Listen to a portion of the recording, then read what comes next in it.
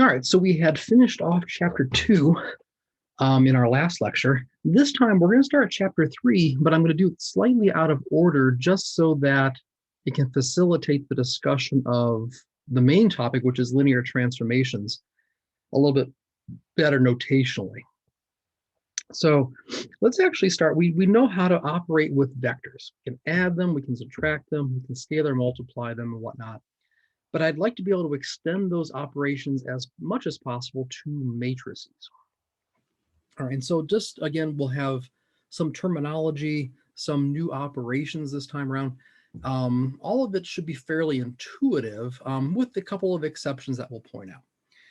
All right, so remember that a matrix A has size n by m if it has n rows and m columns, right? So if we're writing this out in more like an expanded notation, right, we have A11, the subscript means first row, first column, and we have m columns, so we'll have m components across. And then if we want the ith row, we have I1 and the jth column. So if we just want to talk about like an arbitrary entry, okay, then it'll be labeled as A sub ij, right? And then of course the last row is ANM, right? So this is the ijth entry of the matrix. By that I mean it's the entry in the ith row and jth column. And then we've seen that if there's only one row, right? So if the let's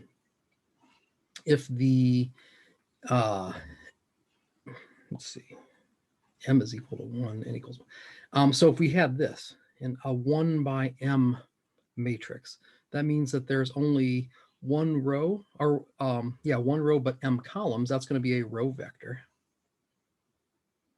And if we had an n by 1, that means there are n rows in one column. That's a column vector. Got kind of messed up with my notation there momentarily. So we have those special cases when we can rewrite vectors as matrices. So those are just special cases of our current matrix structure, which means that however we're defining the operations here should extend backwards to vectors, right? If it's a special case, that has to apply backwards to them. And so the way you add two vectors then would make sense. You can only add two vectors that have exactly the same size. So they both have to have the same number of rows and same number of columns, because what we're doing here is adding entry-wise, right? So you add the ijth entry of one matrix to the ijth entry of the other to get the sum. If there is no ith or jth entry in one of them, then you can't define the sum, right? So they have to be the same size. You could also multiply a matrix by a scalar, right? No matter what the scalar is, you just multiply every entry by that same scalar, right? It's pretty easy. All right, so let's look at just an example just to illustrate. And here, I guess I should say this. You can subtract matrices because a subtraction is nothing but addition of a scalar multiple, right? So these mean the same thing, right? We define subtraction to mean add A plus the additive inverse of B. All right, so let's define A plus B. All you're doing is adding entry-wise, right? And so 1 plus 0 is 1, 3 plus 2 is 5, 4 plus negative 1 is 3. And then the same way here, you get a 3, a negative 1, and a 3. So you just add entry-wise. And then for 3a, I'm going to multiply every one of those entries by 3 to get that matrix. All right. In terms of multiplication, this gets a little tricky because you have to make sure that, remember, we have to make sure that the end result is defined, right? So you can't multiply entries that don't exist. All right, and so here, remember, we defined a special case of matrix multiplication. Remember when we had A was consisted of just a set of column vectors, and you multiplied each one of those by a scalar and added them up, right? So we just use notation to mean, what would it mean to multiply this guy times that column vector, right? Remember, that's what we defined. And so remember, A1 here was some vector with m components. I don't care how many components it had. I multiplied that vector times x1. I multiplied the second one times x2 and multiplied the last one times xk, those being just numbers. And then what I knew is I could multiply every entry here, no matter how many, by each of those scalars. All right, so what I want, let's actually call this a vector B1, right? What if I wanted to multiply by more than one of those and keep track of the whole thing? All right, and so if I had a matrix B that had each of these guys, right? So I had n of these guys as a row. All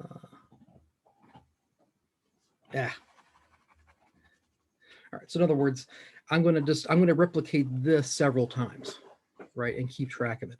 And so think of, let's just look at an example. It'd probably be easier. I'm trying to do it too abstractly when it actually, it's probably easier just to show an example. So all I'm going to do here to get this, I'm going to multiply the first row by the first column, right? So this is acting like my x1 and x2. This is acting like the first components, right, of those vectors. So if I do that, I'm going to multiply them like I did here. Just going to scalar multiply this times the first component, that times the first component of the next vector. And so I get 1 times -3 plus 2 times 4. And then I'll do the same thing here. Multiply this row by this column to get the second entry. 1 times -2 plus 2 times 2. And then I'm going to do the same thing down here. Always row times column. So this row times this column will produce this particular entry. And then this row times this column to get that guy. Okay, let's make sure I had it right. Okay, that's a 1. All right, and then just multiply those. So I have 8 minus 3 is 5. 4 minus 2 is 2. Minus 6 plus 4 is -2. Minus 4 plus 2 is -2. Right, and so I get that matrix. Okay, so you're always multiplying row by column each time around. That will tell you that in order to be able to have this be defined, the number of entries in a row here has to be the same as the number of entries in a column there. If it's not the case, then the multiplication of that row times that column won't exist, which means the corresponding entry in this matrix wouldn't be defined. Right, so there's going to be a condition in terms of when this product is defined. That's embedded here. If you noticed these inner sort of dimensions, number of columns and number of rows in these matrices that are side by side have to be meaningful. They have to match. All right, now let's do the same thing. Notice I'm changing the order here. And if I change the order, the question is, do I get the same thing back? Is multiplication in matrices commutative? Well, let's see. I'm going to do this verbally rather than writing it all out this time. First row by first column, that's -3 minus 4 is -7, already different. First row by second column is -6 minus 2, which is -8. Second row by first column is 4 plus 4, which is 8. And then second row by second column is 8 plus 2, which is 10. Right? So both products are defined, but they're not the same. Right? And so the thing you need to get used to here is that matrix multiplication is not commutative. Right? So it depends on how you write your product. You can't just willy-nilly write AB if you just mean AB or BA. You have to be very deliberate in terms of what the order is that you write the matrices in. Right? They can be the same, just in general, they don't have to be. All right, let's do the same thing. Oops. Here. All right, so let's multiply these matrices out if possible. Right, so remember, we're going to use the same scheme, row by column each time, and the row and column in wood that you're using give you the entry in the matrix that you're producing. Right, and so here we just have to make sure that the number of entries in a row match the number of entries in a column here, and they do, 2 and 2. So we're good. In fact, this size of this matrix, it is a 4 by 2 matrix. The size of this matrix is a 2 by 3. Right, remember it's rows times columns. In order for what I just said to match, number of entries in a row equals number of entries in a column, these inner dimensions have to be the same. Right, oops, sorry about that. All right, so the first guy was 4 by 2, second one was 2 by 3, rows by columns. In order for the number of rows and number of columns to match here, it's equivalent to say that these inner dimensions have to be the same. All right, and so they are. And so the product is defined. And so let's compute. Row by column, that'll give you the first upper left entry of that. 3 times -1 plus 5 is 2. Row by column again gives you a 2. Row by column again gives you a 6.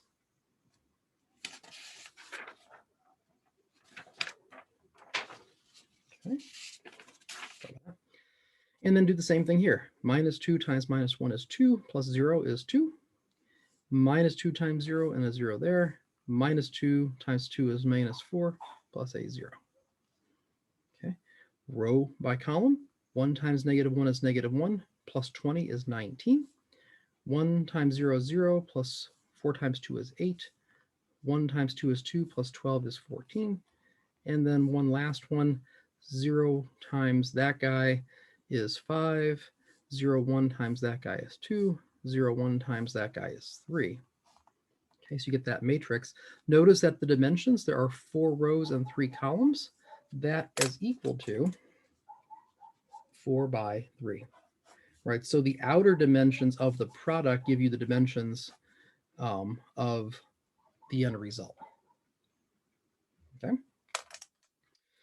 And then the last one here, notice this was a 3 by 4, 3 rows, 4 columns. This is a 4 by 2. Inner dimensions are the same, right? And so the product is defined, and we expect the end result matrix to be a 3 by 2, 3 rows, 2 columns. All right, so let's do that. If you were, I'll let you do this. So I'm going to give you the answer, but I want you to check this just with row by column each time, row by column each time. The end result will be this matrix. So if you want to pause the video and do that, just kind of make sure that you know the process. That should be the end result this time around. All right. Good. So here, we actually showed that AB is not equal to BA, right? So that we've already established that. So just be careful. And now some terminology and notation. The 0 vector, so if in Rn, the 0 vector is the vector with n zeros in. So every entry is 0. So it stands to reason that the 0 matrix in, we'll say nm here, n rows and m columns, means that every entry is 0, right? You have to be careful here because you can't just call it 0, because you could be dealing with matrices that have different numbers of entries, different sizes, right? And so you have to be deliberate by telling me what number of rows and columns you're dealing with if you're talking about a 0 matrix. All right, we already defined negatives, right? So the additive inverse of a matrix is simply a matrix to which you add to it to get the 0 vector back, or the 0 matrix back. And so here all you have to do, since we add component-wise, all you have to do to find the additive inverse is negate every entry and form a new matrix using those as the corresponding entries. Then when you add component-wise, everything becomes 0. There you go. All right. Note here, all of these are true trivially, right? If you add a to the 0 vector, remember you're adding entry-wise.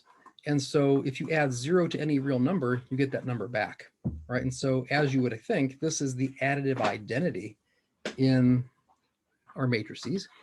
And then same way here, I just said how to form the additive inverse. Just multiply a times -1. When you add entry-wise, those real numbers add to 0 each time, producing the 0 matrix.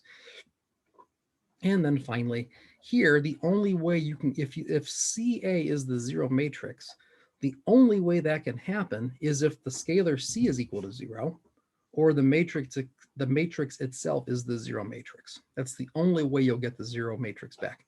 So it's kind of corresponds to that old 0 factor property. Only this time we're dealing with different types of entries, right? A scalar and a matrix. For these, I'm not going to prove them.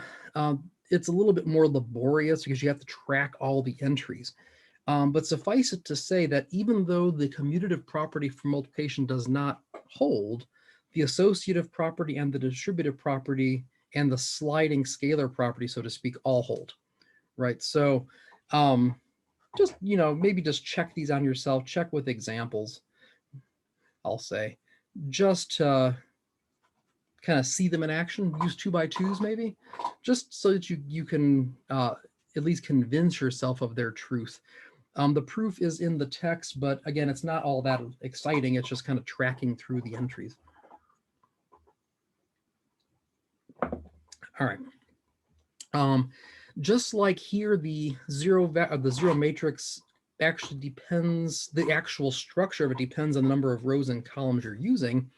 The identity matrix, in the sense of multiplication. Remember, multiplication is not commutative. So I just can't say multiply a times 1 and you'll get a back. Well, it depends on what you mean by that, right? It means if you take an identity matrix with 2 components, it's a column vector with 2 rows, but the right side, the A vector is 3 by 3, then you can't just multiply that matrix times that vector. It's not even defined. So you have to be very deliberate in what you say is the identity matrix this time around, right? What are the sizes or number of entries in it, right? So what in I2, if I look at I2, right, the identity matrix in I2 is this guy. You have 1s along the diagonal and 0 everywhere else. All right, and so for example, and I'll get to this here in a minute, if I multiply the vector 1, 2, 3, 4, that's a 2 by 2 times that matrix, right? Row by column each time around, right? So row by column, I get 1, row by column, I get 2, row by column, I get the same matrix back, right? So it acts like the identity on the right side in the sense that if you multiply A by it, you get A back. In this case, since A is a square matrix, it'll serve as the identity on the left as well. And the reasoning that works is that addition and multiplication in R are commutative. And so it doesn't matter if I multiply 1 times 1 and 2 times 0 and add them, or 1 times 1 and 0 times 3 and add them, right? I'm still going to get the same matrix back. All right. It's when the dimension of A is no longer a square matrix. It's when A is not a square matrix anymore. So if I were to add on, let's say 5, 4, 1, 3, 2, 4, right?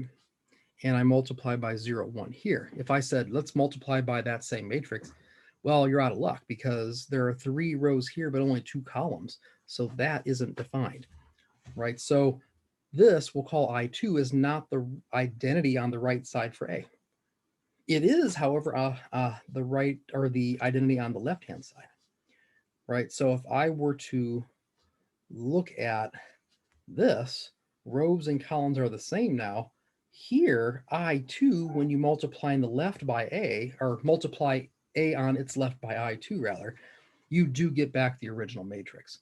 So you just have to use the correct number of entries here, depending on what the size of the matrix is, right? So you have to be a little careful. All right, so let's see that here. That's kind of the similar idea. For this guy, let's multiply by I3 on the right, right? So it depends on what side you're multiplying on. So I have 2, 3, 1, negative 4, 1, 5. And now I'm using 1, 0, 0, 0, 1, 0, 0, 0, 1. Remember, ones on the diagonal. Diagonal entries are the ones where you're on the same row and column. So A11, A22, A33, right? So this is, just in terms of terminology, that's the diagonal. And 0 everywhere else, all right? If you check that out, row by column, each time only one term is going to survive because you have only a non-zero entry only on one term, right? So 231 by 110, the only term that's going to survive is the 2. Same way here, that guy times the middle one, the only one that's going to survive is the middle term. And then the same way here, you get a 1. Right? And you do the same thing across. First entry is going to survive there, second and third. So indeed, you're going to get the same matrix back. All right. If I multiply on the left now by that matrix, right here it matches. 2 rows, 2 columns. You can show again that you get that back. All right.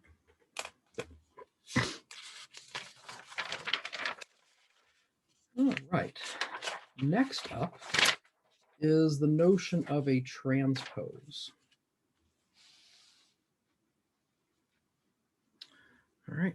So all the transposes, and you know this if you ever dealt with data in Excel and you wanted to make rows the columns. So if you want to actually take a matrix and interchange what you call the rows as now being called the columns, then you form what's called the transpose of the matrix, right? So if I start off with the matrix Aij, that's M by N, the transpose is just going to take every one of those columns and write it as a row in a new matrix, right? So in that sense, you're going to, the number of rows and columns are going to switch. And so the dimensions of the transpose are the, essentially the interchanging of those guys.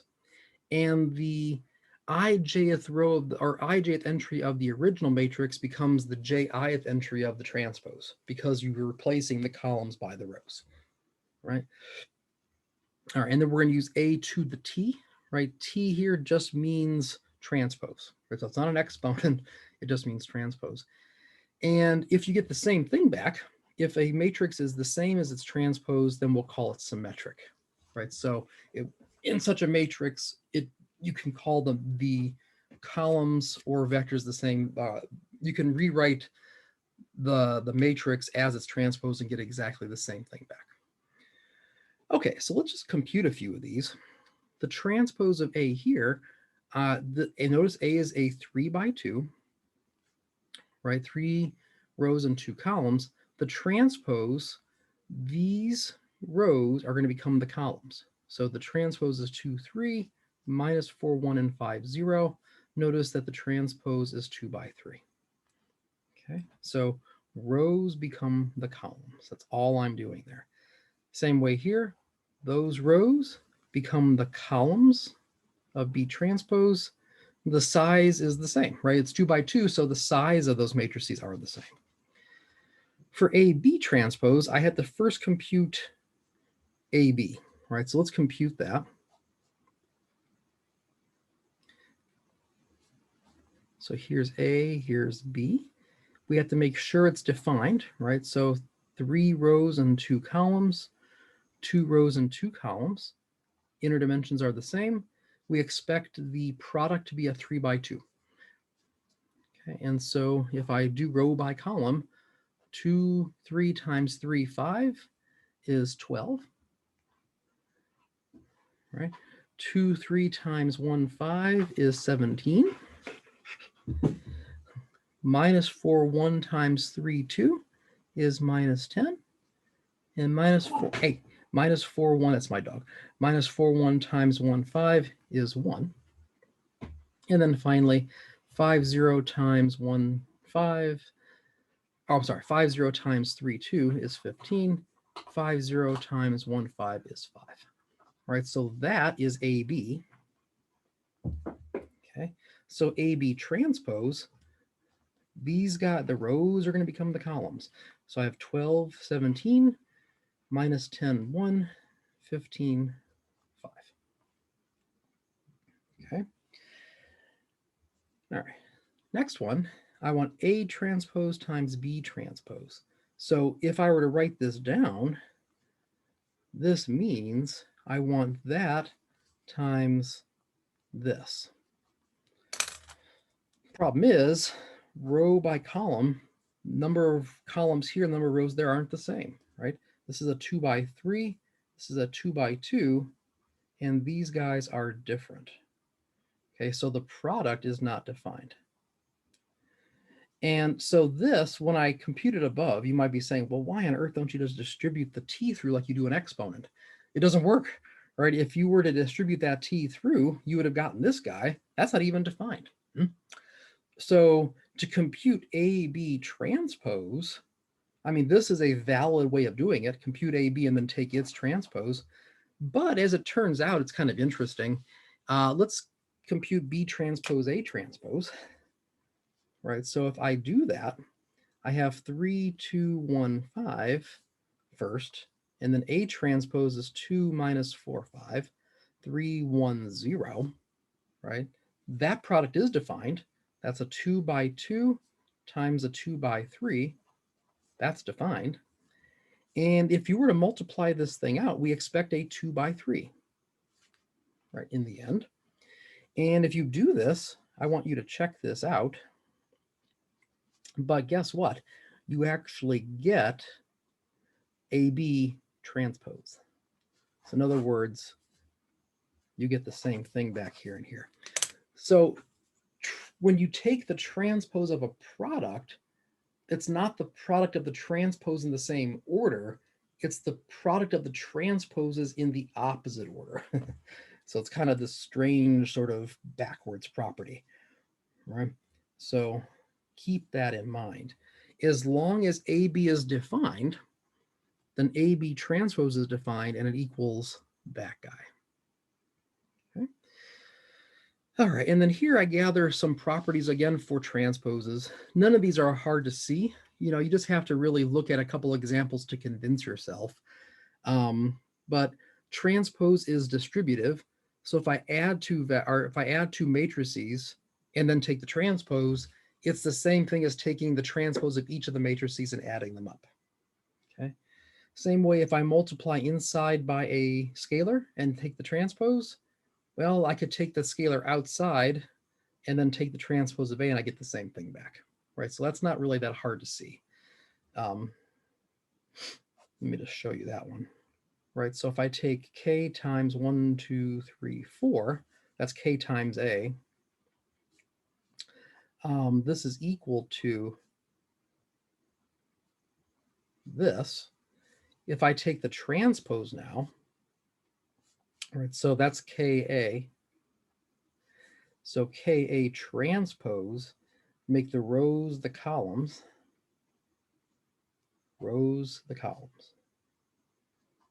and then factor the K out backwards, right? But this is A transpose, right? So in fact, it doesn't matter when you put in or take out that scalar multiple. The fact is that it's common to everything, and so it can be factored out or put in, right? So that illustrates why this guy is true. And here we didn't prove this, but we actually saw it in an application, and that'll be sufficient for that. Again, the proof here is tracking the entries and transpose. It just gets messy. It's not hard to see. It's just a little bit laborious. Okay, now remember, let's go on to the next guy. We want to talk about powers of matrices. And so remember here, by a squared, it just we're gonna denote that by writing a times a. Easy enough. That's what a squared would be. It's just a notation. A cubed, well, remember this has to be, you have to be able to apply associativity for this to even make sense, but we can't. Remember, associativity was amongst the properties of multiplication that actually do remain true in matrices. The only one that didn't was commutativity. So when I write this down, it's ambiguous until I actually group two together. And I know that if I had done this or if I had done this, either one of those is perfectly meaningful. All right, and so I can define positive integer powers of a matrix just by multiplying that matrix times itself that many times. Easy enough. All right, so let's do that here. Let's compute a cubed for each of these. But notice to compute a cubed, I need a squared, right? So it's recursively defined. So a squared, you just don't square the entries in general, right? So just be careful of that. This will illustrate that. Had you just squared the entries and been done with it and say, aha, finished, you would have gotten a back. But remember, a squared is a times a. If I multiply a times a, row by column, I get 1. Row by column here, I get 1 plus 1 or 2. Row by column, I get 0. Row by column, I get 1. So you don't get a 1 there, right? You get a 2, right? So squaring a matrix by squaring the entries is not appropriate, right? Not in all cases. In some cases, it turns out that way. In fact, in only one particular kind of case. But here it does not. And so a cubed, I can multiply on either side by a, remember up here, you do have commutativity when you're just multiplying a by itself, right? It doesn't know any different, it's the same matrix. But I can multiply both sides. I'll just multiply on the right by a. Right, so this is a squared times a. All right, and if I do that component-wise, 1, 2 times 1, 0 is 1. 1, 2 times 1, 1 is 3, because it's 1 times 1 plus 2 times 1, just 2 plus 1 plus, I don't know, 2, 1 plus 2 is 3. And then 0, 1 times 1, 0 is 0. 0, 1 times 1, 1 is 1. Okay, so it seems here, you could probably generalize this, for an upper triangular matrix that's 2 by 2, where it's everybody's 1, you can pretty much see that a to the n in general, where n is a positive integer. Z plus, Z is for integers, plus means positive. So 1, 2, 3, dot, dot, dot. That's just going to be 1 and 0, 1. You can prove that inductively for those of you induction aficionados. Okay. This guy is diagonal, right? So if I want to compute a squared here, let's multiply a times a, see what happens.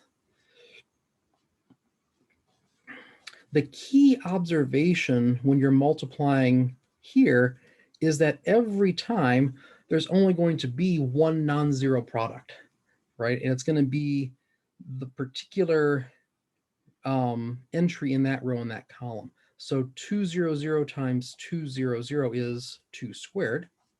I'm going to write it as 2 squared plus 0, oops, plus 0 plus 0, which is 2 squared.